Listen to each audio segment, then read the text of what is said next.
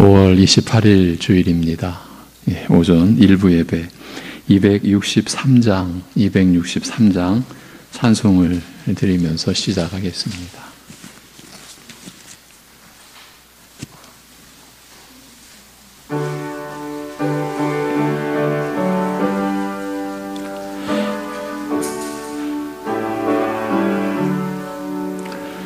이 세상 험하고 나비로 약하나 늘 기도 힘쓰 큰 권능 얻겠네. 주의 은혜로 대속받아서 피와 같이 붉은 죄 눈같이 이겠네. 주님의 권능은 한없이 크오니 돌 같은 내 마음 곧 녹여 주소서. 주의 은혜로 대속받아서 피와 같이 붉은 죄 눈같이 이겠네. 내 마음이 약하여 늘 넘어지오니 주 예수 임주사 굳세게 하소서. 주의 은혜로 대속받아서 피와 같이 붉은 죄 눈같이 이겠네. 죄 사함 받은 후 새 사람 되어서 주 앞에 서는 날 늘 찬송하겠네. 주의 은혜로 대속받아서 피와 같이 붉은 죄 눈같이 이겠네. 아멘.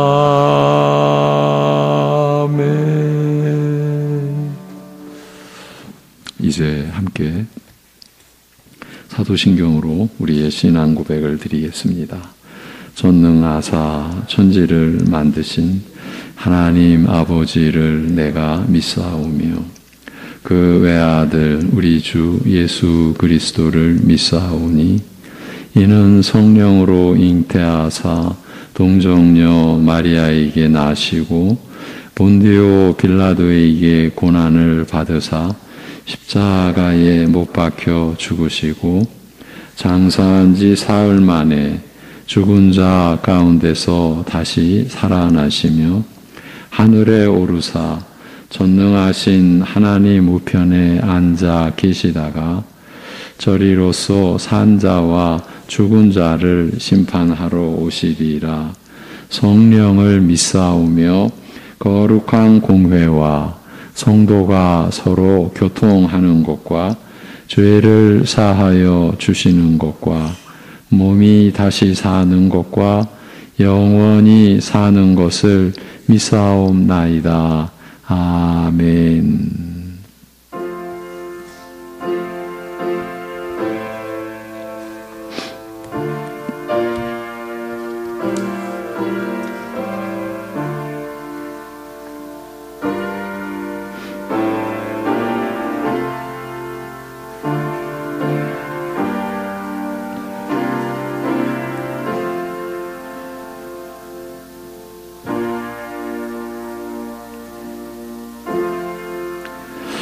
하나님의 사랑이 우리에게 이렇게 나타난 바 되었으니 하나님이 자기의 독생자를 세상에 보내심은 그로 말미암아 우리를 살리려 하심이라.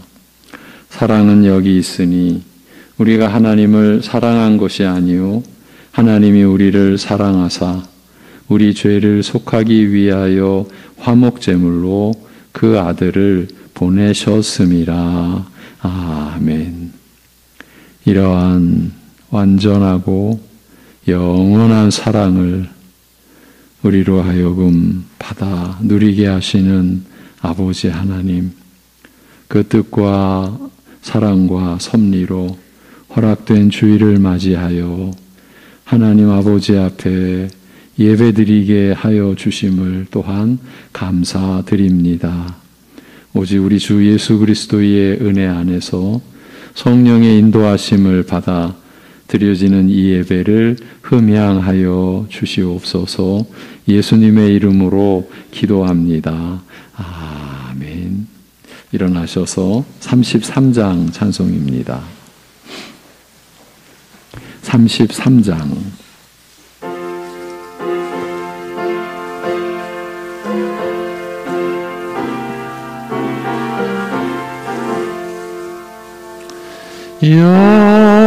영광스러운 주를 보라. 고난받은 그 모습 승리하고 오실 때에 만민 경배하리라. 왕의 왕이 되신 주께 멸류관을 드리세. 왕의 왕이 되신 주께 멸류관을 드리세. 보좌 위에 계신 주께 멸류관을 드리세. 천군 천사 소리 높여 주를 찬송하도다. 왕의 왕이 되신 주께 멸류관을 드리세. 왕의 왕이 되신 주께 멸류관을 드리세. 죄인들이 소롱하며 가시관을 씌웠네. 성도들과 천사들은 주의 이름 높이네. 왕의 왕이 되신 주께 멸류관을 드리세. 왕의 왕이 되신 주께 멸류관을 드리세. 만민들의 찬송소리 하늘 높이 퍼진다. 하늘 보좌 바라보니 기쁨 한량 없도다. 왕의 왕이 되신 주께 멸류관을 드리세. 왕의 왕이 되신 주께 멸류관을 드리세.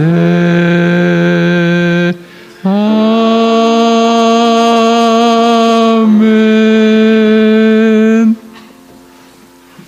교동문 29번 시편 65편입니다. 하나님이여, 찬송이 시온에서 주를 기다리오며 기도를 들으시는 주여, 모든 육체가 주께 나아오리이다.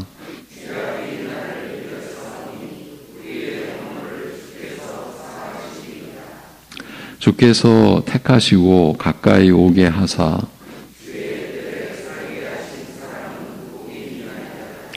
우리가 주의 집 곧 주의 성전의 아름다움으로 만족하리이다.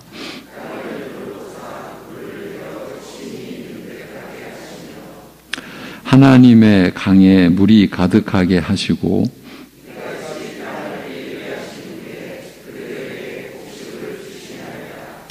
초장은 양떼로 옷 입었고 골짜기는 곡식으로 덮였음에 그들이 다 즐거이 외치고 또 노래하나이다. 아멘. 네.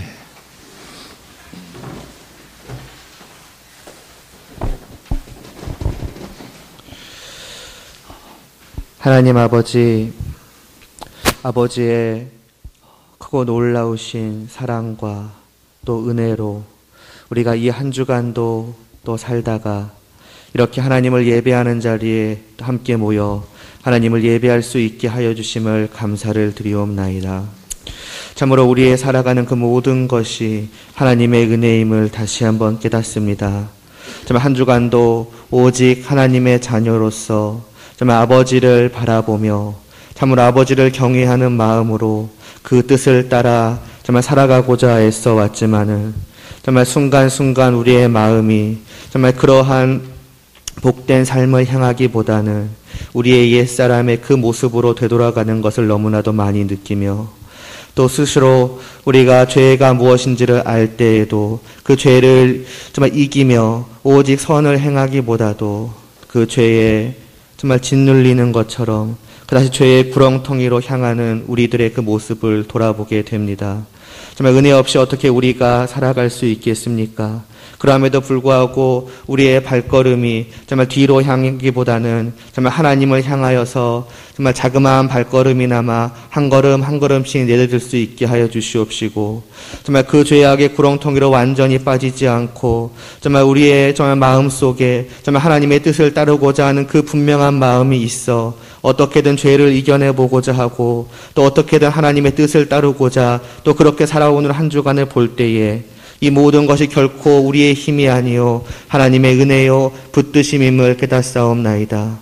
하나님 아버지 참으로 그 은혜를 다시 한번 깊이 생각하며 좀 하나님께 오직 감사하며 하나님을 사랑하는 마음으로 이 예배를 올려드리오니 이 예배 가운데 오직 다른 마음 없게 하여 주시옵시고 오직 하나님을 향한 진실된 마음만에 저희 안에 가득하게 하여 주시옵시고 바로 그 마음을 그 심령을 하나님께 올려드릴 수 있도록 하여 주시옵소서. 그러한 이 예배를 하나님 기뻐 받아 주시옵시고 그 예배 가운데 또한 진리의 말씀을 베풀어 주시사 저희에게 하나님의 말씀을 하나님의 그 참되신 뜻을 밝히 보여 주시옵소서. 그 말씀을 들을 때에 정말 우리의 그 죄악이 모두 다 사라져가게 하여 주시옵시고 오직 하나님의 뜻만이 우리 안에 가득하게 하여 주시사 이제는 더 이상 그 죄를 향하기보다도 하나님의 뜻만을 향할 수 있는 그러한 저희들 될 수 있도록 은혜를 베풀어 주시옵소서. 이러한 성도로서 이 세상을 살아갈 때에 아직까지도 하나님을 알지 못하고 어둠 속에 또 사망의 그늘 속에 있는 것 같은 자들에게 참되신 주님의 빛을 비추이게 하여 주시옵시고 그들이 저희들을 통하여서 그 주님을 보게 되고 그 주님의 빛을 향하여서 나올 수 있게 하시사 아직까지도 좀 하나님을 알지 못하던 자들을 그러나 하나님께서 선택하신 그 자들이 저희들을 통하여 하나님께로 나오는 그 은혜로운 역사가 일어날 수 있도록 하여 주시옵소서. 그러한 저희들의 그 모든 삶이 언제나 주님을 향하고 또 주님께 영광을 올려드리며 주님의 기쁨이 되기를 다시 한번 간절히 소원하오며 예수님의 이름으로 기도드리옵나이다. 아멘.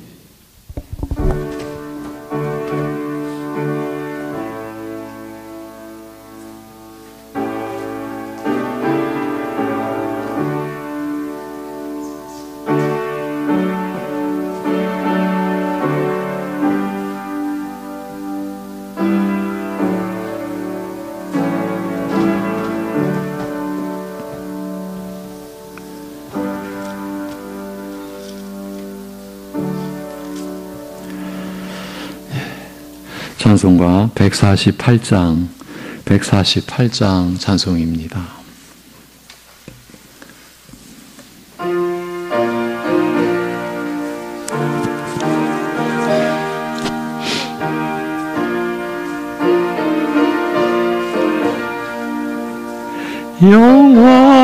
영화로운 주 예수의 십자가를 생각하며 세상 부귀 모든 영화 돈토만도 못하도다.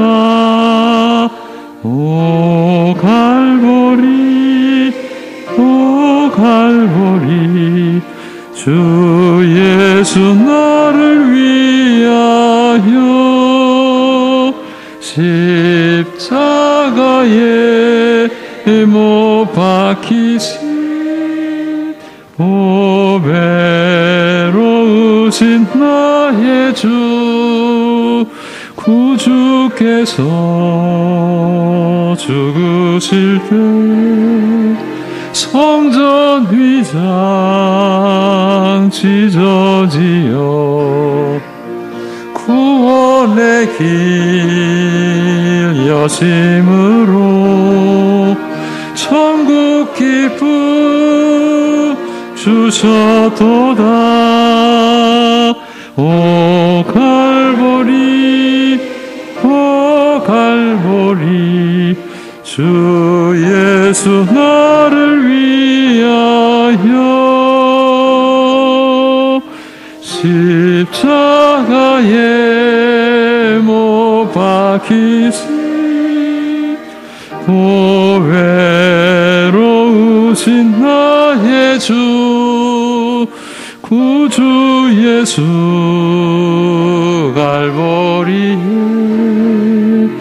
흘린 피와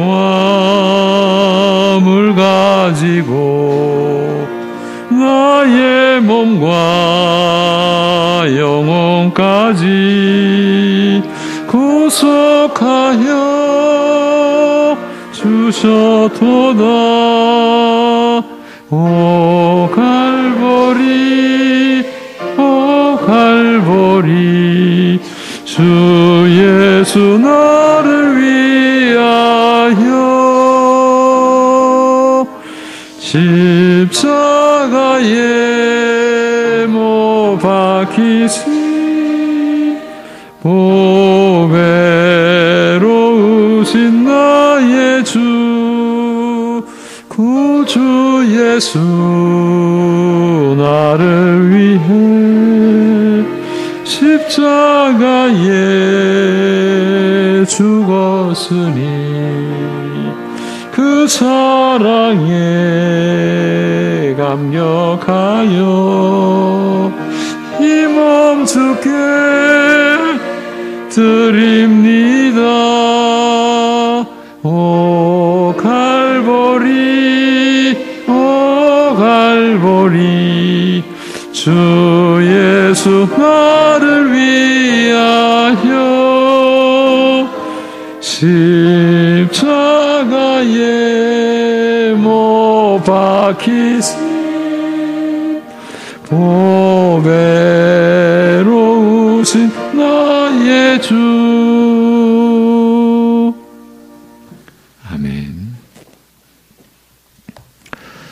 세상은 부인하고 멸시하며 조롱하기까지 하는 그리스도의 십자가로 우리에게 영생을, 우리에게 거듭남을, 우리에게 죄사함을 값없이 베풀어 주신 아버지 하나님, 오늘도 우리의 이 예배를 받아 주옵시고 그 사랑과 은혜를 입은 하나님의 나라의 백성들, 곧 하나님의 자녀들 된 성도들의 예물을, 감사의 예물을 받아 주시옵소서.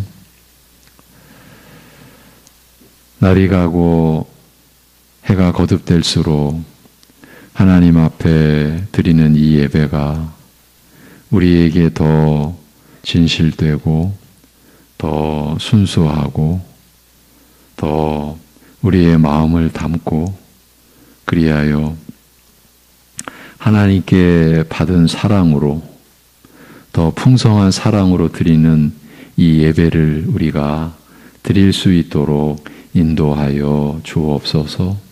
또한 예배 가운데 봉헌하는 11조의 예물을 드리는 믿음이 아무 뜻없이 누구나 하니까 참여하는 것이 아니라 나의 생명의 주인 되신 하나님께 죄악 가운데 영원한 지옥 형벌밖에는 기다릴 게 없는 나에게 아들의 피로 인하여 죄 씻어주시고 새 생명이요 죽지 않는 영원한 생명을 주신 은혜를 따라 11조의 예물을 드릴 수 있는 믿음을 허락하여 주옵시고 때를 따라 도우시는 각양의 은혜를 경험한 모든 신자들이 자신들의 사랑과 진실한 감사하는 마음을 담아 감사의 예물을 선교와 건축과 성미와 주일 예물로 드리며 살아갈 수 있게 인도하여 주시옵소서.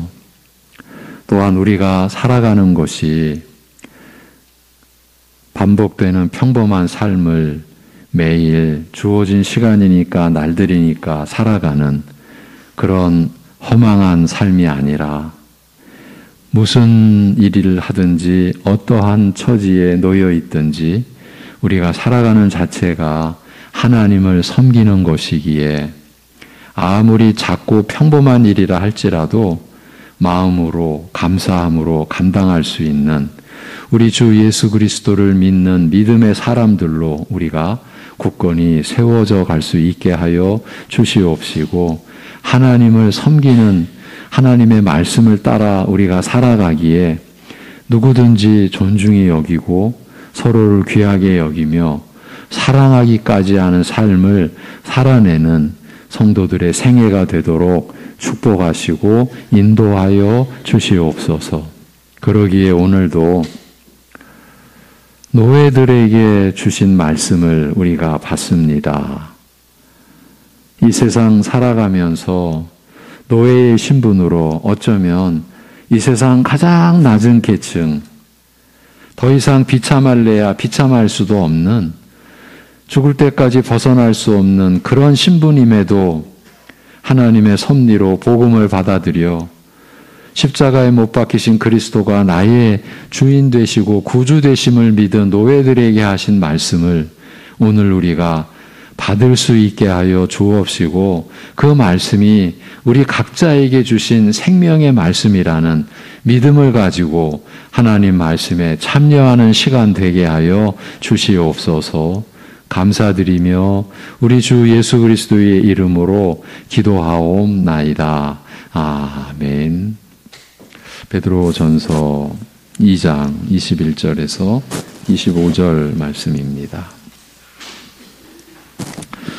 너희를 위하여 고난을 받으사 두 번째 시간입니다. 베드로전서 2장 21절에서 25절.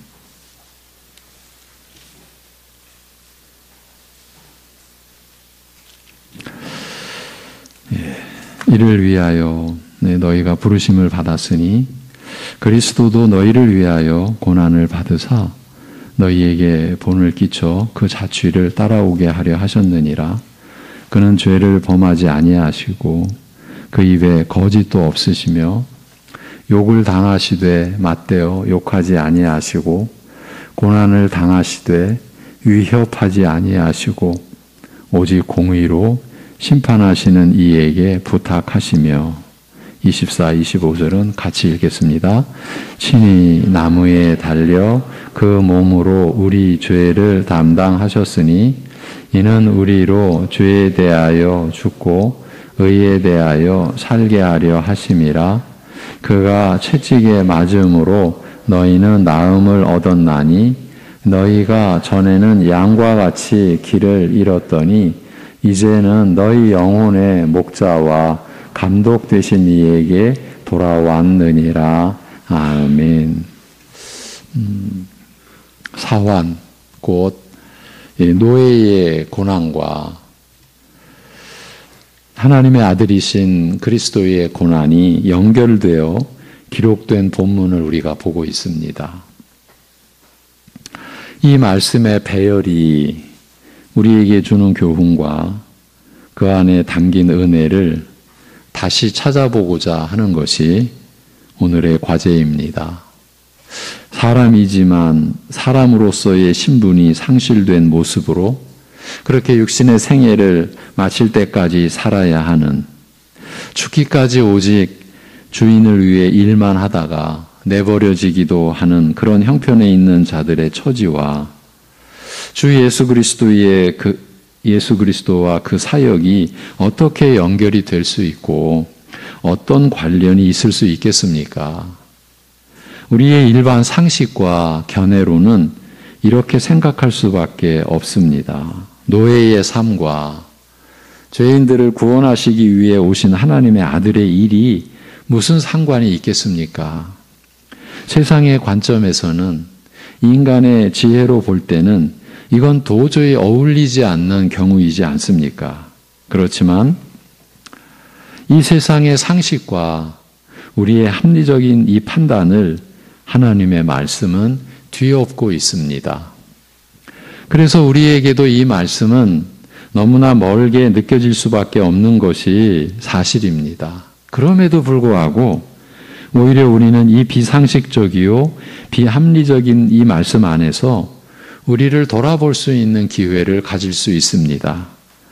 이렇게 이제 나아가는 자체가 하나님의 은혜죠. 하나님의 은혜가 우리 안에 역사하는 그 열매라고 할 수 있죠.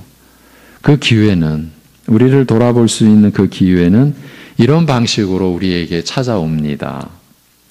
노예와 예수님이 연결되어 이렇게 함께 할 수 있다면 어떤 처지에 있는 사람이라도 예수님과 함께 할 수 있고 연결될 수 있다라는 생각을 할 수 있지 않겠습니까? 그렇다면 우리가 어떤 처지에 있다 하더라도 예수님과 함께 할 수 있고 예수님과 연결된 삶을 살 수 있다는 것 아닙니까? 그렇습니다. 여러분 중에 어느 분도 이 말씀에서 예외가 될 수는 없을 것입니다. 앞에서 어떤 처지에 있는 사람이라도 예수님과 함께 할 수 있고 연결될 수 있다고 했으니까요. 바로 이런 관점을 우리는 가질 수 있고 또 이미 가지고 있다는 점을 여러분과 함께 확인하려는 것입니다. 그래서 본문 말씀이 우리 모두 바로 내게 하시는 말씀이라는 확실한 입장을 가지고 이 말씀을 통해서 주시는 각자를 향하신 하나님의 뜻과 그 은혜를 받자고 제안을 드리는 것입니다. 왜 이런 시도를 또 하게 되었을까요? 그것은 우리의 현실 때문입니다. 자신과 하나님과의 관계가 어떠한가 하는 것은 하나님의 말씀에 대한 자신의 입장이나 태도를 통해서 대략은 짐작해 볼 수 있습니다. 하나님 말씀에 대해서 별 관심을 두고 있지 않다면 그는 하나님에 대한 관심이 별로 없는 사람이라고 할 수 있습니다. 제가 너무 심한 말을 한다고 혹시 여기십니까? 사실은 더 세게 얘기를 해야 되는 내용입니다. 하나님의 말씀에 대하여 별 마음이 없다? 그건 뭐 다른 생각할 여지가 없습니다. 하나님에 대한 마음이 별로 없다. 우리는 그렇게 봐야 합니다. 그런데 백보양보해서 나름대로의 이유가 있어서 하나님 말씀에 대해 별 관심을 두지 않는 경우가 있다고 볼 수도 있습니다. 백보양보해서 이런 말을 또 우리가 나눠보는 겁니다. 어떤 이유이냐 하면 하나님 말씀이 자신과 관계가 없다, 별 상관이 없다고 판단하는 경우입니다. 물론 말씀 전부를 놓고 그렇게 여긴다는 것보다 어떤 구절, 어떤 말씀 앞에서 이런 말씀은 나와 상관이 없지. 이렇게 볼 수 있다라는 겁니다. 물론 스스로 그렇게 여긴다는 말입니다. 그 말씀이 자신과 별 상관이 안 된다고 보는 이유도 여러 가지일 것입니다. 어렵다. 무슨 말인지 알아들을 수가 없다. 이런 경우가 말씀을 받아들이지 않는 우선적인 원인이 되지 않나 싶습니다. 어렵다는 것을 좀 다른 관점에서는 너무 차원이 높다. 너무 높아서 자신과는 맞지 않는다고 할 수도 있습니다. 아니면 이건 전혀 다른 세상의 얘기 같다. 그렇게 살면 이 세상에서는 못 산다. 낙오자가 되기 십상이다. 멸시받게 마련이다. 이렇게 말씀을 판단해서 하나님의 말씀으로 받지 않는 경우도 있습니다. 어쩌면 이 마지막 것이 하나님 말씀을 거부하는 주된 요인이지 않을까 싶기도 합니다. 여하튼 이런 여러 가지 이유로 하나님 말씀을 받지 않는 것입니다. 요인이야 어떻든 자신과 맞지 않는다고 보는 겁니다. 이미 자신과 관계가 없다고 스스로 규정해 버린 겁니다. 하나님 말씀을 자기 기준으로, 자기 중심으로 판단해 버린 겁니다. 여러분, 이래서는 안 되거든요. 근데 이런 일이 우리 안에 무시로 일어난다. 이렇게 봐야 할 것 같습니다. 본문을 통해서도 그런 일이 일어날 수 있습니다. 이제 앞에서 사환들에게 18절부터 그렇게 시작된 문맥이죠. 사환들에게, 종들에게 하는 말씀이다. 이렇게 단정을 내려버리는 것입니다. 그래도 출발부터 자신과 관계가 없다는 생각을 갖고 있으니까 아무리 열심히 들으려고 해도 잘 들리지 않게 됩니다. 사실은 열심히 들으려는 마음이 가져지지 않는 것입니다. 사람은 어쩔 수 없습니다. 이렇게 이런저런 이유로 인해서 하나님의 말씀이 우리 안에서 헛되게 되고 마는 일이 늘 있어 왔다고 볼 수 있습니다.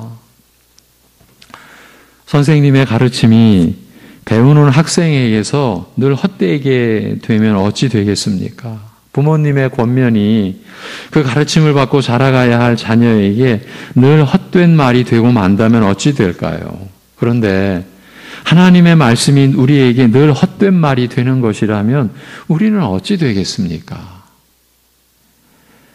구약 성경에서 출애굽기는 후대에 우리 믿는 자들에게 구원의 은혜가 어떻게 주어지고 그 은혜를 입은 자가 어떻게 살게 되는지를 가르쳐주는 교본과 같습니다. 수천 년 전 실제 있었던 역사를 통하여 구원의 은혜가 무엇이고 어떻게 그 은혜가 주어지고 그 뒤에 그 은혜는 어떤 결실을 맺어가는지를 가르쳐주는 것이 구약 성경의 두 번째 책 출애굽기입니다.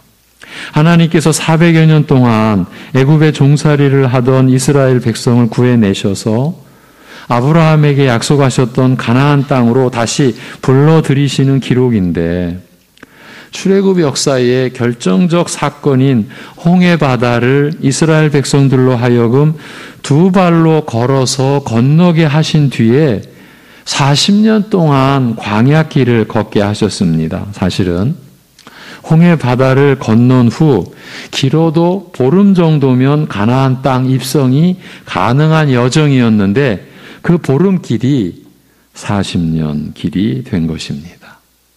물론 하나님께서 이렇게 하셨는데 그렇게 하신 이유에 대하여 보름길을 40년 길이 되게 하신 이유에 대하여 출애굽기는 이렇게 기록해 놓았습니다. 우리의 어떤 예측이나 상상을 완전히 뛰어넘는 그런 하나님의 의도하심이 있었습니다. 이유가 그렇게 하셔야 할 이유가 있었습니다. 이스라엘 백성으로는 꿈도 꿀 수 없는 그런 내용이었죠. 출애굽기 8장 2절에서 3절 이 구절을 우리 같이 읽겠습니다. 출애굽기 8장 2절 3절입니다. 시작. 내 하나님 여호와 아닙니까? 내 하나님 여호와께서로가 아닙니까? 죄송합니다. 그럼 우리 성경을 직접 찾아보겠습니다. 저하고 뭔가 연결이 잘못된 것 같습니다. 제가 새벽에 문자를 보냈는데 잘못 보낸 것 같습니다. 예. 출애굽기 8장. 제가 잘못 찾았군요. 죄송합니다. 출애굽기 8장은 한참 죄송합니다. 여러분을 좀 편리하게 해드리려고 시도했던 것이 잘못됐습니다.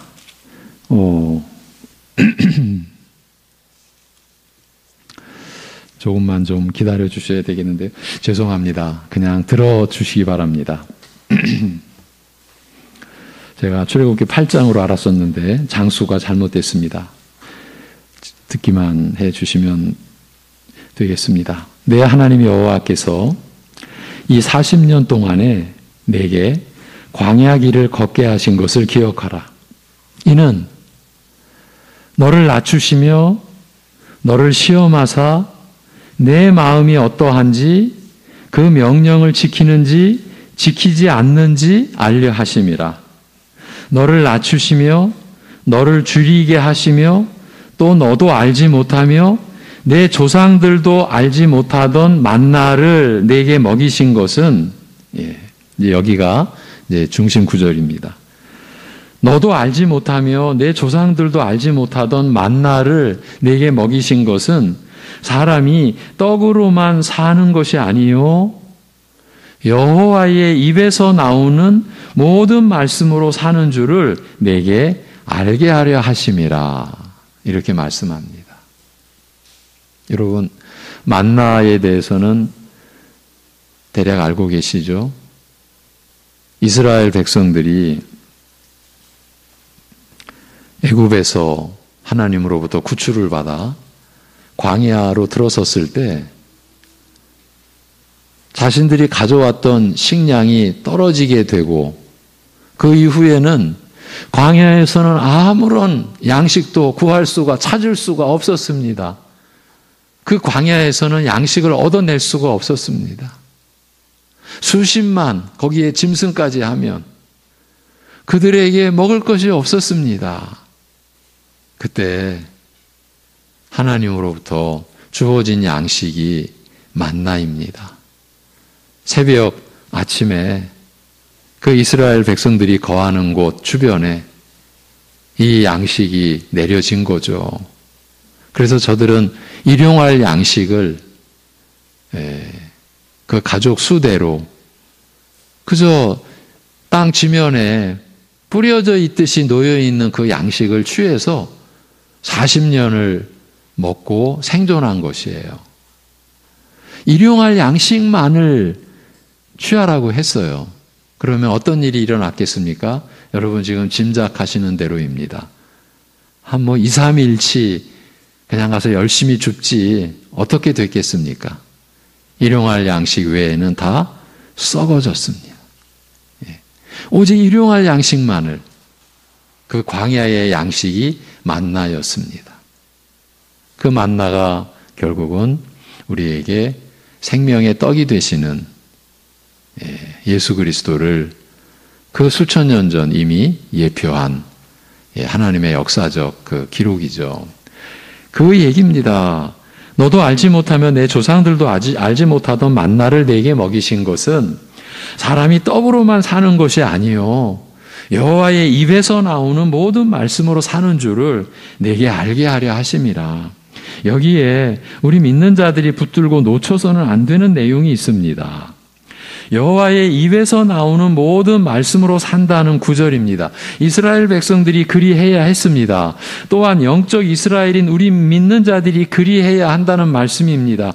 그리스도 안에 있게 된 우리 믿는 자들은 여호와의 입에서 나오는 모든 말씀으로 사는 것입니다. 여호와의 입에서 나오는 모든 말씀은 지금 우리가 갖고 있는 성경에 기록된 모든 말씀을 가리킨다고 우리는 보아야 합니다. 여호와의 입에서 나오는 말씀이라고 해서 여러분 각자가 하나님의 음성을 들어 말씀을 받는다는 뜻은 결코 아닙니다. 그렇게 될 수가 없습니다. 하나님의 음성을 듣는다고 하는 사람이 신령한 신자가 아닙니다. 기록된 하나님 말씀인 성경을 바로 깨닫고 그 말씀대로 따르려는 사람이 신령하고 거룩한 신자인 것입니다. 이 출애굽기의 말씀을 좀 더 살피면 또 너도 알지 못하면 내 조상들도 알지 못하던 만나를 내게 먹이신 것은 사람이 떡으로만 사는 것이 아니요 여호와의 입에서 나오는 모든 말씀으로 사는 줄을 내게 알게 하려 하심이라고 합니다. 광야 40년 동안 이스라엘 백성들의 양식은 다른 것이 아닌 오직 만나였습니다. 많은 양식 중에 하나가 만나가 아니라 양식은 오직 이 만나뿐이었습니다. 애굽을 돌아보면서 고기 타령하는 백성들에게 고기가 없다고 불평하고 원망했죠. 그 백성들에게 메추라기를 보내주셨어도 일용할 양식은 만나였습니다. 그런데 만나를 내게 먹이신 것은 사람이 떡으로만 사는 것이 아니요 하나님의 입에서 나오는 모든 말씀으로 사는 줄을 내게 알게 하려 하심이라고 하십니다. 여기서 우리는 만나와 말씀을 연결지어 놓아야 합니다. 일용할 양식으로 만나가 주어졌는데 이 만나는 다름 아닌 하나님 말씀을 가리키고 있었습니다. 만나 없이는 그 광야에서 이스라엘 백성들은 살 수 없었습니다. 그렇다면 그 만나가 가리키는 하나님 말씀이 없이는 하나님 나라의 백성인 이스라엘 사람들은 살 수 없었다는 말입니다. 그러니까 광야는 이 세상을 가리키는 것이고 만나는 이 세상에서 살아가는 하나님의 사람들의 양식을 가리키는 거죠. 그것이 곧 하나님 말씀인 것입니다. 이것이 그대로 오늘 우리에게도 이어지는 내용입니다. 이제 앞으로 돌아가서 정리하자면, 그러니 그 말씀이 우리에게 헛된 것이 된다면 우리는 살 수 없게 된다는 그 말이나 같습니다. 광야 길 40년 동안 만나 없이는 살 수 없었던 이스라엘은 다름 아닌 하나님의 말씀이 없이는 살 수 없다라는 것을 가르침 받았던 것입니다. 그 광야 40년 동안 말입니다. 그리고 이 모든 내용은 후대에 믿는 자들인 우리를 위한 말씀이었습니다. 오늘 우리 믿는 자들은 하나님의 말씀이 없이는 살 수 없습니다. 그런데 하나님의 말씀이 우리에게 헛되게 되는 일이 일어난다라고 하면 우리는 어찌 되겠습니까? 살 수 없게 되는 것입니다. 하나님 나라의 백성으로는 말입니다. 그렇게 되어도 되겠습니까? 살면서 안타까운 일들, 탄식하는 일들이 늘 곁에 있습니다. 그 누구도 예외가 아닐 것입니다. 그런데 하나님 말씀이 내게서 헛되게 되는 일에 대하여 안타까워하고 탄식했던 적이 얼마나 될까요? 만나의 양식을 통해서 유지되는 육신의 생명은 그 자체보다 더 귀중한 역할을 하고 있으니 하나님의 말씀으로 인한 영원한 생명을 가리키는 것이었습니다. 그렇다면 그 영원한 생명을 얻게 하고 유지하게 하는 하나님 말씀이 내게서 헛되게 되는 일에 대해서라면 그 어떤 일로 인한 것보다 더 안타까워해야 하고 더 탄식해야 하는 것 아니겠습니까? 그뿐이겠습니까? 이것만큼 더 두려워해야 할 일이 또 있겠습니까? 이런 관점에서 다시 생각해 보자라는 것입니다. 본문을 다시 보자라는 거예요. 사람이 산다는 것은 어느 시대나 그 당시의 상황 속에서의 일입니다. 사람은 그가 속한 나라와 제도 그리고 그 질서 속에서 살게 마련입니다. 베드로 사도는 바로 이 점을 지금 언급하고 있습니다. 그런데 어떤 맥락에서입니까? 본 서신의 1장에서는 거듭나게 하시는 은혜를, 죄와 사망과 사탄의 권세에서 이미 죽었던 우리가 다시 살아나는 그 은혜를, 우리를 살리시는 은혜를, 2장에서는 그 생명이 자라가게 하시는 은혜를,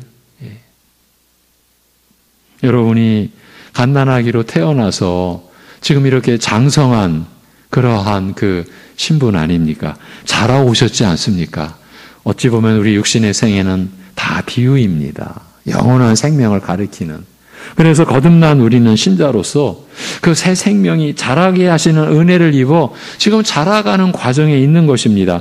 이렇게 시작된 서신은 중생함으로써 새 삶을 시작하였으나 구원의 완전한 목표에 이르기까지 오랜 기간의 성장이 필요한지라 이런 영적인 자람과 성숙을 위해 필요한 영적 양식을 사모하라고 한 뒤에 그 영적인 양식이 더럽혀지지 않은 순전한 말씀이죠. 그렇게 그 말씀을 사모하라고 한 뒤에 이처럼 구원의 목표에 이르기까지 우리에게서 진행될 그 자랑과 성숙이 과연 어떤 것인지 구체적으로 알리고 있습니다. 간단하게 말하면 신자의 생애가 어떤 것인지 그 얘기를 하는 겁니다. 중생과 더불어 새 삶을 시작한 후 순전한 영적 양식을 먹고 자라는 영적 성장은 먼저 산돌이신 그리스도에게 계속 나아가는 것이라고 말합니다. 여러분의 하루하루의 의미를 지금 말씀드리는 거예요. 하루하루 살아있는 돌이신 그리스도에게 계속 나아가는 것이라.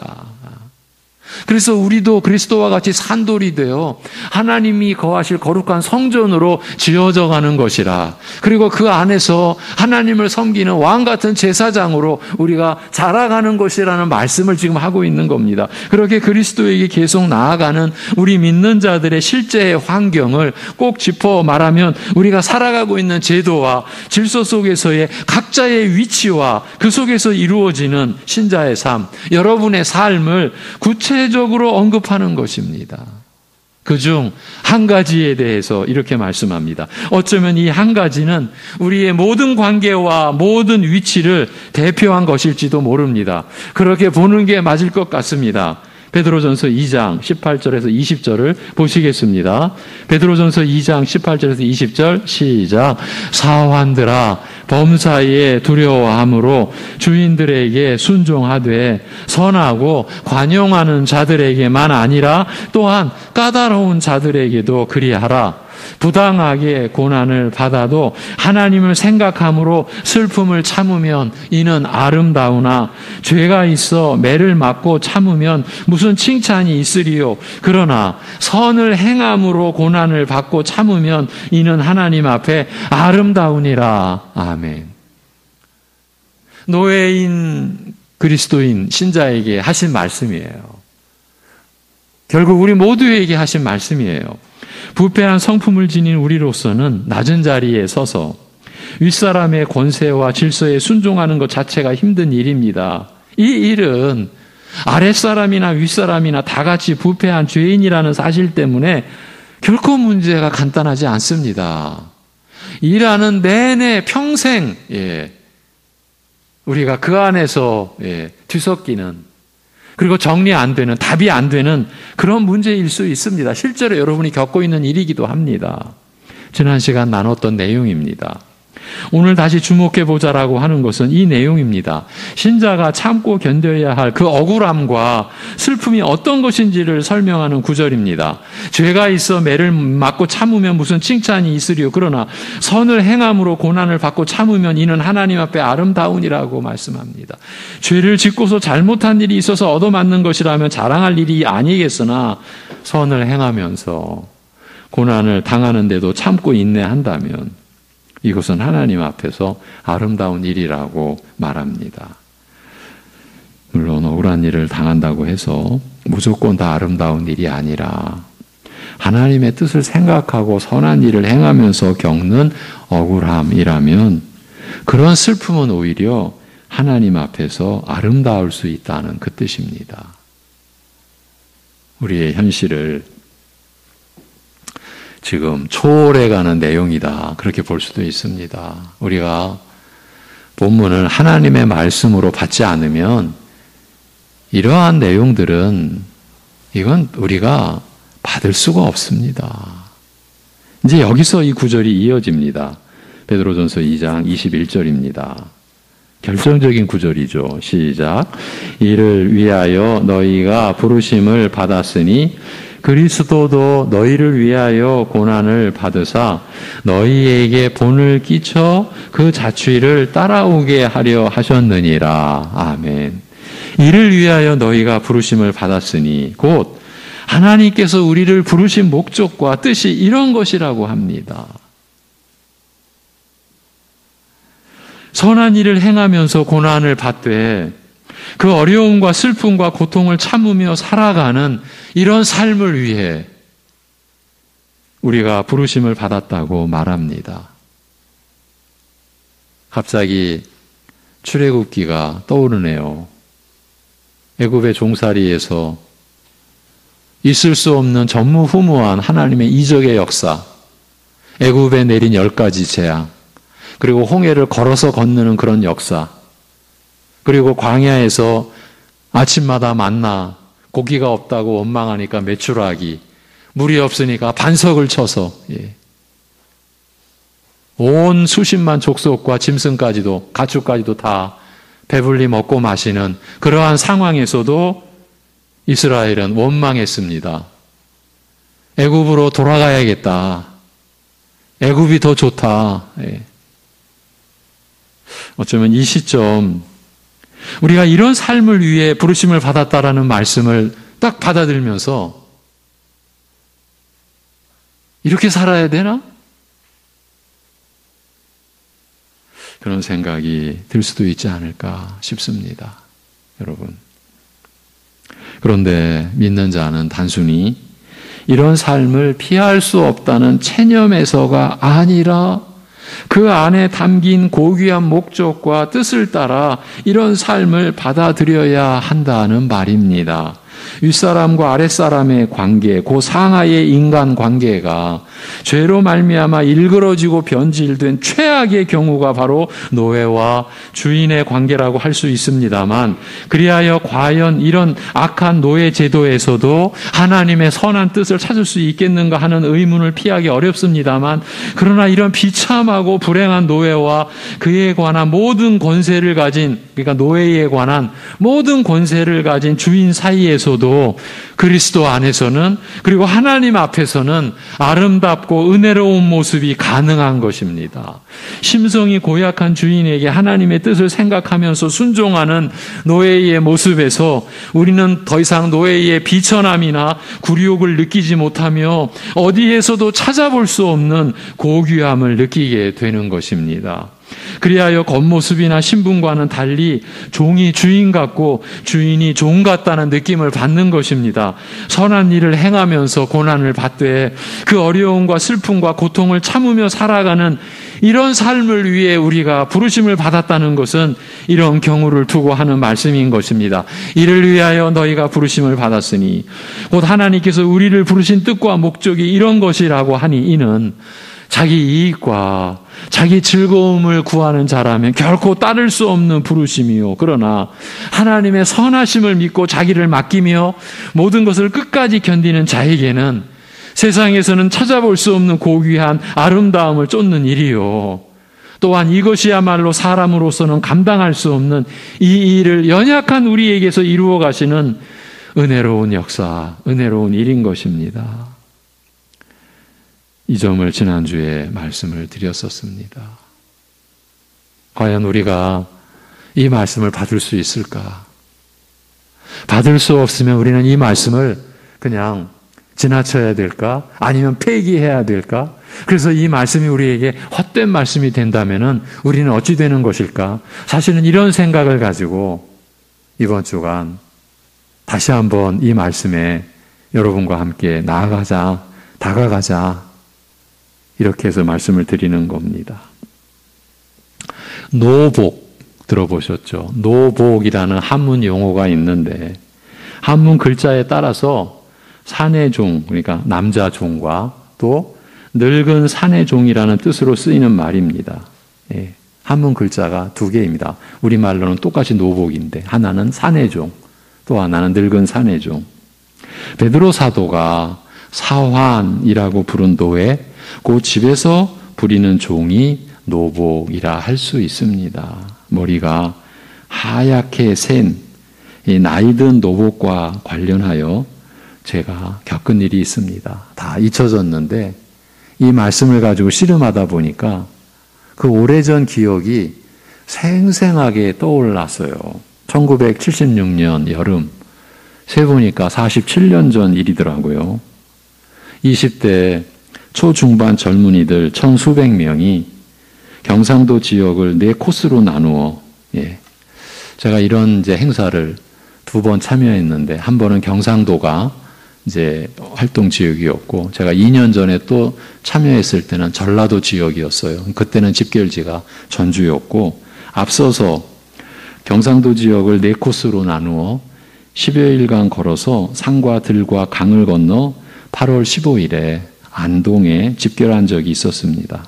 제가 참여했던 코스는 그 4코스 중에 가장 난해한 코스였다고 알려졌는, 그러니까 길 없는 산을, 길이 없는 산을 넘기도 했었던, 물론 우리로서는 갈 수 없는 길이죠. 그 지역 주민만이 알 수 있는 그 험한 낙동강 상류에 길 없는 산을 넘기도 했었던 잊을 수 없는 젊은 날의 체험이었는데, 안동의 한 학교에 집결해서 눈물의 애국가를 부르고, 이 젊은이들이 애국가를 못 불렀어요. 다 우느라고. 그러니까 우리나라 땅을 밟은 거였죠. 목적은 그거 하나였어요. 조국의 땅을 밟아보자. 그렇게 해서 눈물의 애국가를 부르고 해단식을 마쳤을 때 뜻밖의, 제가 속한 학교의 학생들이 함께 뜻밖의 점심 초대를 받게 되었습니다. 47년 전 제대로 된 텐트도 등산화도 없었을 때 근 열흘간의 식량까지 짊어지고 다녔던 몸들이니, 그래서 제가 딱 하루 가고 나서 얼마나 후회했는지 모릅니다. 내가 왜 이런 고생을 사서 하냐. 얼마나 짐이 무거운지. 왜냐하면 열흘간 식량을 다 짊어지고 다녀야 되니까. 텐트도 무겁고, 군용 텐트니까. 그랬는데, 그렇게 열흘 동안이나 다녔으니 얼마나 냄새나고 얼마나 우리가 더러웠겠습니까? 그런데 말로만 듣던 안동 김씨 99간의 한옥집에 초대를 받은 것입니다. 그 지역 재헌 국회의원 댁이었고 우리를 초대한 분은 그분의 아들이었습니다. 일면식도 없었던 학교 후배들을 일부러 찾아서 초대한 것인데, 거지나 다름없는 7명의 젊은이들 앞에 안동 김씨 양반댁에 진수성찬이 차려진 것입니다. 식사를 마치니 또 한 상의 과일상이, 그러니까 식사 못지않은 후식이 차려진 것입니다. 그런데 이 모든 대접을 지휘하는 한 분이 바로 오늘 본문에서 언급된 사환, 곧 나이 지긋하신 노복이었습니다. 머리가 하얘졌습니다. 우리를 초대한 선배 되신 분은 기억이 나지 않는데, 그 노복은 지금도 아련한 기억 속에 남아 있습니다. 아무런 관계도 없는 거짓골의 젊은이들을 아들 같은, 그러니까 그 주인의 아들이 이 노복에게는 아들 같은 거죠. 그 아들 같은 주인의 뜻에 따라 대접하는 그분은 처음부터 끝까지 우리 곁에 조용히 서 계셨습니다. 그리고 우리에게 필요한 것을 지시하고 그것을 받아서 우리에게 제공하고, 대충 먹여 보내도 누구도 불평할 수 없는 상황이었는데, 아니 그런 상황에서 그저 한 끼, 그저 그냥 일식 3찬, 그것도 감지덕지할 수밖에 없는 우리의 처지였는데, 그 어르신은 절제된 행동으로, 품위를 잃지 않는 자세로 아무 관계도 없는 이름 모를 젊은이들을 섬겨주셨습니다. 주인의 뜻을 존중하고 따르는 한 노종의 충성심을 볼 수 있는 기회였던 것입니다. 대문, 중문, 소문을 거쳐 들어간 사방이 탁 트인 사랑채였는데, 그 방 한쪽에 흐트러지지 않는 모습으로 서 있으면서 거짓골에 일면식도 없는 젊은이들의 식사가 마쳐질 때까지, 그 후식이 마쳐질 때까지, 그 후식이 끝나고 잠시 잠에 취해 있던 그 모든 일정이 끝날 때까지 섬기시는 그 노복에게서 종이라는 신분을 예상할 때의 느낌은 전혀 없었던 것으로 기억이 됩니다. 기억 속의 느낌인데 신비롭기까지 했어요. 우리를 초대한 그 주인 아들의 얼굴은 거의 기억이 없어요.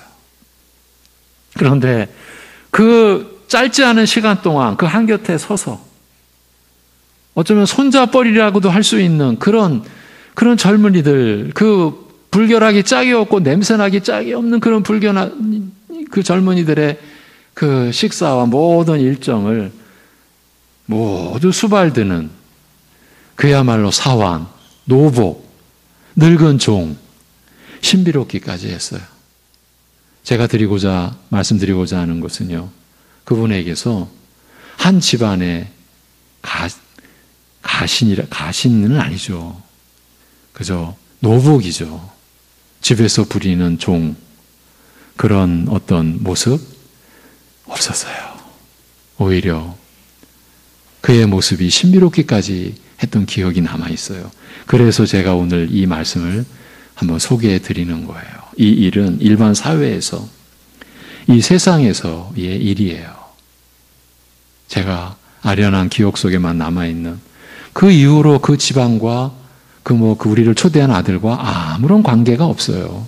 그냥 식사 초대 한번 받은 거예요. 그리고 감사합니다. 잘들 가라. 그걸로 끝이었어요. 그런데 그 노복의 기억이 지금까지 남아있어서 나눈 거예요. 이건 세상의 일이에요. 그래서 이렇게 덧붙여 말씀드리겠습니다. 우리는 이미 그리스도 안에서 택하신 족속, 왕같은 제사장, 거룩한 나라, 하나님의 소유가 된 백성이지 않습니까? 본문은 그리스도인 곧 신자가 된 노예의 신분은 이렇다. 곧 하나님 앞에서의 신분은 이렇다.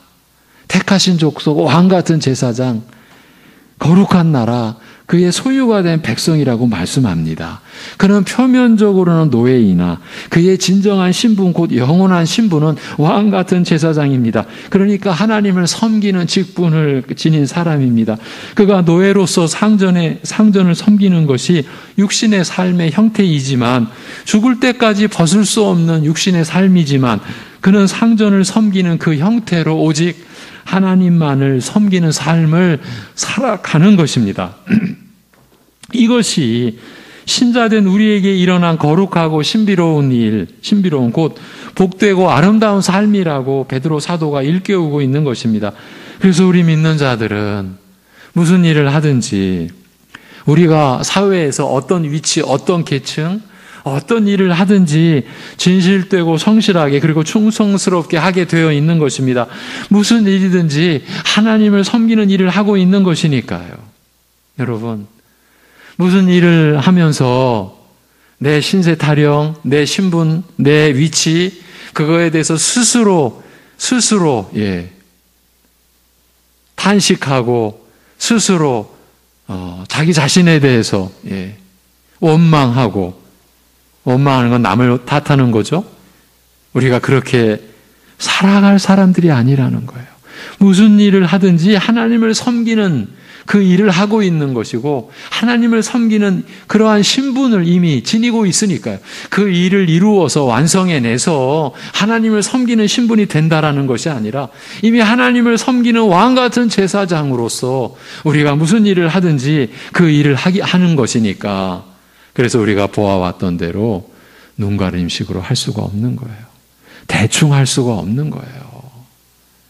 앞에서 선한 일을 행하면서 고난을 받되 그 어려움과 슬픔과 고통을 참으며 살아가는 이런 삶을 위해 우리가 부르심을 받았다고 하면서, 그래서 믿는 자는 단순히 이런 삶을 피할 수 없다는 체념에서가 아니라 그 안에 담긴 고귀한 목적과 뜻을 따라 이런 삶을 받아들여야 한다고 한 것이 이런 뜻에서 드린 말씀인 것입니다. 그런데 더욱 중요한 것은 이런 삶의 본을 바로 그리스도께서 보이셨다라는 사실이에요. 그리스도도 너희를 위하여 고난을 받으사 너희에게 본을 끼쳐 그 자취를 따라오게 하려 하셨느니라고 합니다. 그리고 이어진 말씀이에요. 22절에서 25절 같이 보십니다. 오늘 본문이죠. 시작.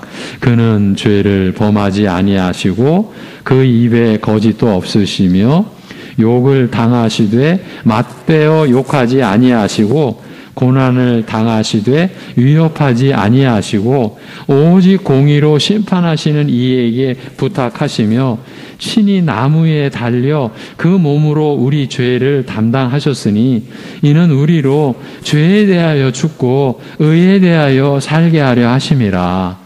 그가 채찍에 맞음으로 너희는 나음을 얻었나니 너희가 전에는 양과 같이 길을 잃었더니 이제는 너희 영혼의 목자와 감독 되신 이에게 돌아왔느니라. 아멘. 다시 확인해 드립니다. 이 말씀이 사환들, 그 노예들에게 하신 말씀에 이어 기록된 것이라는 점입니다. 그리스도를 영접하고 믿게 된 사회적 신분은 노예인 신자들에게 이렇게 말씀하셨다는 것이 오늘날 우리에게 무슨 의미로 다가와야 하는지를 생각지 않는다면 이 하나님의 말씀은 우리에게 헛된 것이 될 뿐 그 이상도 그 이하도 아닐 것입니다. 그리스도께서 죄인을 위하여 고난 받으신 것은 우리로 하여금 바로 이런 삶의 본을 따르게 하고자 함이라고 말합니다. 그리스도께서는 죄를 행하지 않으시고 그 입에는 거짓이 없으셨으며 그럼에도 욕을 당하시되 욕으로 갚지 않으셨고 고난을 받으시되 위협하지 않으셨으며 오직 공의로 판단하시는 하나님께 맡겼다고 말합니다. 오히려 친히 나무에 달려 그 몸으로 우리의 죄를 담당하심으로써 우리로 죄에 대하여 죽고 의에 대하여 살게 하셨습니다.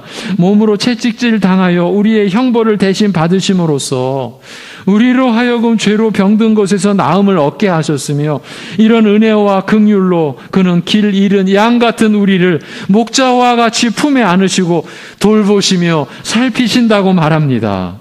입으로나 행실로 죄를 범하지 않는 성결한 삶, 부당하고 억울한 고난을 당하면서도 똑같이 악으로 갚지 않으며 오히려 축복과 은혜를 비는 고귀한 모습, 부패한 우리와는 너무나 거리가 먼지라 이런 비현실적인 삶을 감당할 수 없노라고 도리질하며 주저앉는 우리에게 오직 연약한 우리를 품에 안으시고 돌보시는 주의 은혜를 따라서 주께서 걸어가신 자취를 쫓아가야 할 것을 일깨우고 있는 것입니다. 이것이 오늘 우리가 받고 있는 하나님의 말씀입니다. 왜 하나님께서 노예들에게 말씀하셨겠습니까? 그 노예들을 사랑하셨기 때문입니다. 그리고 그 노예들을 통해서 우리 모두에게 말씀하고자 하신 것입니다. 그냥 어린아이식으로 노예만큼 비천하신 분 있으십니까? 노예만큼 비참하게 살아가시는 교우분들이 계십니까? 노예만큼 인간의 모든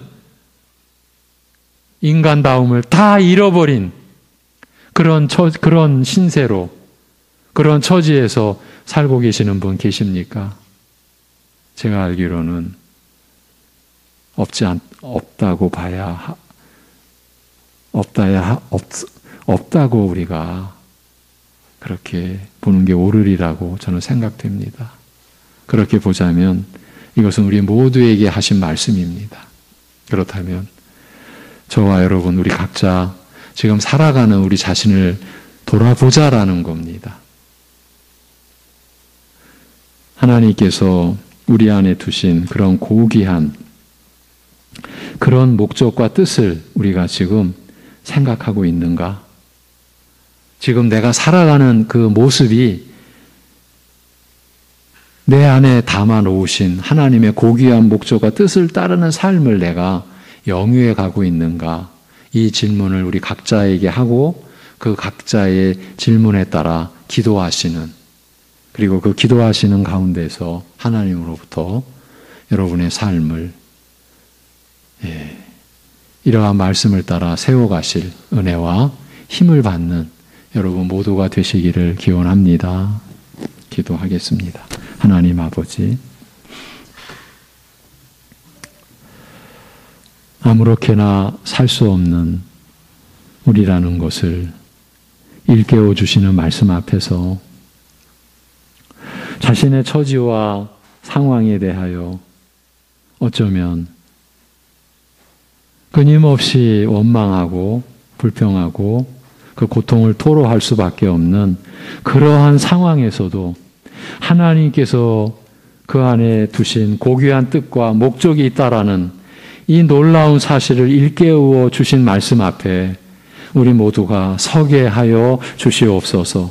그리고 우리 각자의 하루하루의 삶의 가치와 의미를 하나님께서 두신 그 의미를 회복해가는 우리 사랑하는 성도들의 하루하루 되게 인도하여 주시옵소서.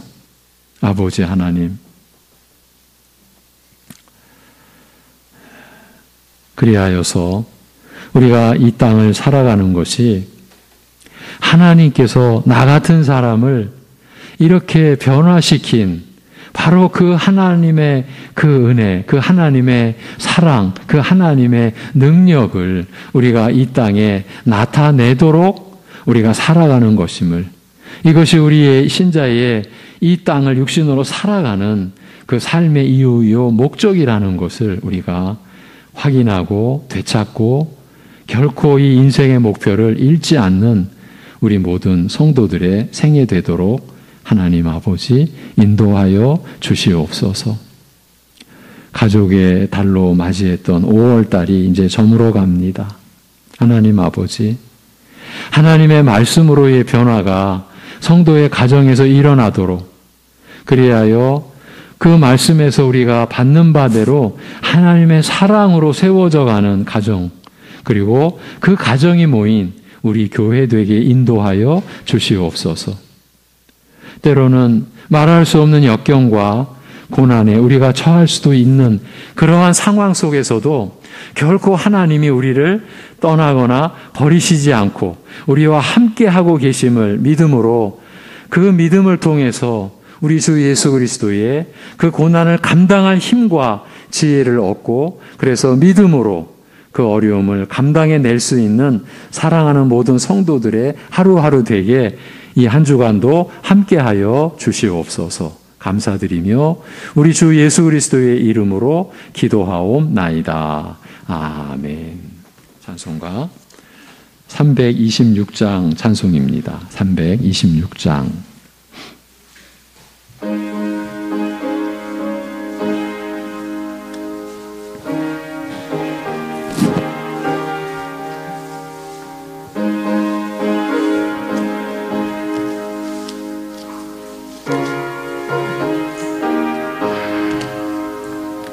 내 죄를 회개하고 주 예수 믿고서 내 주를 사랑하며 잘 섬기리로다. 나 어디 가든지 무엇하든지 주 예수 위하여 충성하리라.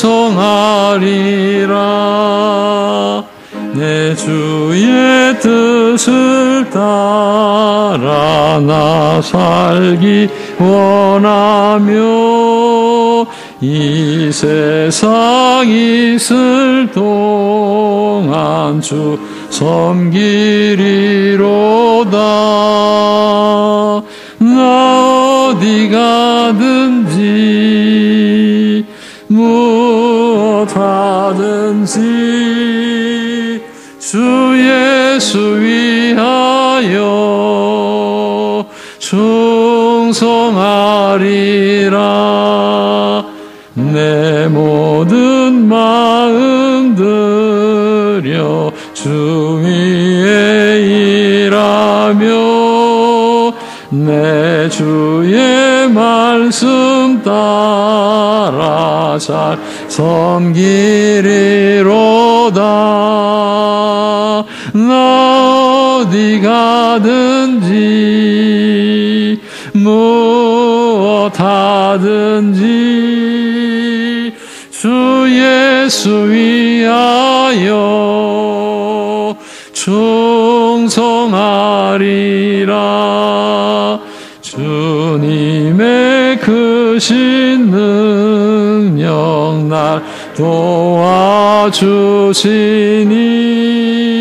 내 본분 다하여서 주 섬기리로다. 나 어디 가든지 무엇하든지 주 예수 위하여 충성하리라. 내 직분 감당하고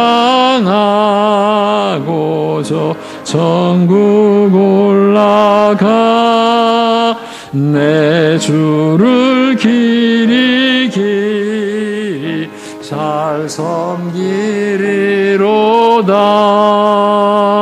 나 어디 가든지 무엇하든지 주 예수 위하여 충성하리라.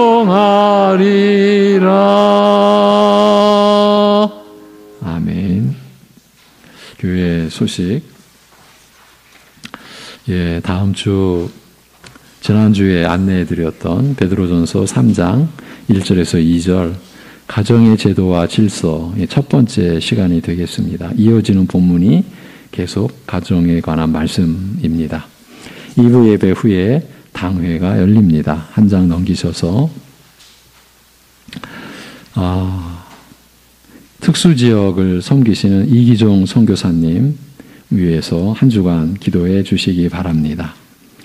우리 교회와 가정이 오직 하나님의 말씀과 하나님의 사랑으로 세워져 가기를 위하여 또 우리 민족과 나라를 하나님의 사랑으로 품어주셔서 우리 주님 다시 오실 그날까지 하나님의 뜻으로 보존되는 나라가 되기를 위해 그리고 영육 간의 연약한 여러 교우들을 위해 우리 어르신들을 위해 우리 자녀들을 위해 늘 우리가 함께 기도해야 되겠습니다. 네. 지난주 월요일이었죠. 우리 임한인 권사님, 오세순 집사님의 모친이신 임한인 권사님이 110세에 하나님의 부르심을 받으셨습니다. 100세가 되셨을 때 예배 마치고 우리 아래층 교육관에서 100세 맞으신 감사 이렇게 모임을 조촐하게 가졌었는데 110세가 되셔서 하나님의 부르심을 받으셔서 우리 이 교회가 우리 권사님의 장례를 섬겼습니다. 그래서 오세순 집사님께서 교회에 감사하여 떡을 준비해 주셨습니다. 제가 이제 햇수로는 20년 전인가요? 저희 교회에 처음 와서 섬길 때 그때 연세가 90세였지 않습니까? 그래서 새벽 예배 나오셨었어요. 새벽 예배 나오실 때도 한복 입으시고 머리에 쪽지시고 그렇게 새벽 예배 나오셨는데 이제 귀가 안 들리시기 시작하셔서 이제 그 이후로는 예배에 참석을 못 하셨는데 그 기억을 제가 잊어버릴 수가 없죠. 그 어르신이 90세 되신 어르신이 새벽 예배에 나와서 그리고 제가 알기로는 우리 교회가 처음에 이곳에 옮겨와서 세워질 때 여기서 주무시면서 밤에 기도하셨던 그 몇 분 중에 한 분으로 알고 있습니다. 하나님의 부르심을 받으셔서 저희가 위로했고 우리 오세훈 집사님도 위로해 주시기를 바랍니다. 잠언 30장 32절 33절 같이 읽고 제가 축도함으로 예배 마치겠습니다. 그래서 죄송합니다. 제가 아까 광고를 잘못한 것 같은데 오늘 좀 여러 가지 실수가 있네요. 오세순 집사님이 떡을 준비하셨기 때문에 내려가시면서 다 받아가시기를 바랍니다. 이것도 안 받아가시는 분들도 계시더라고요. 받아가시기 바랍니다. 서로 교제하는 거니까. 자, 이제 묵상 구절 읽고 제가 축도하겠습니다. 시작. 만일 내가 미련하여 스스로 높은 채 하였거나 혹 악한 일을 도모하였거든 내 손으로 입을 막으라. 대저 젖을 저으면 엉긴 젖이 되고 코를 비틀면 피가 나는 것 같이 노를 격동하면 다툼이 남이니라. 아멘.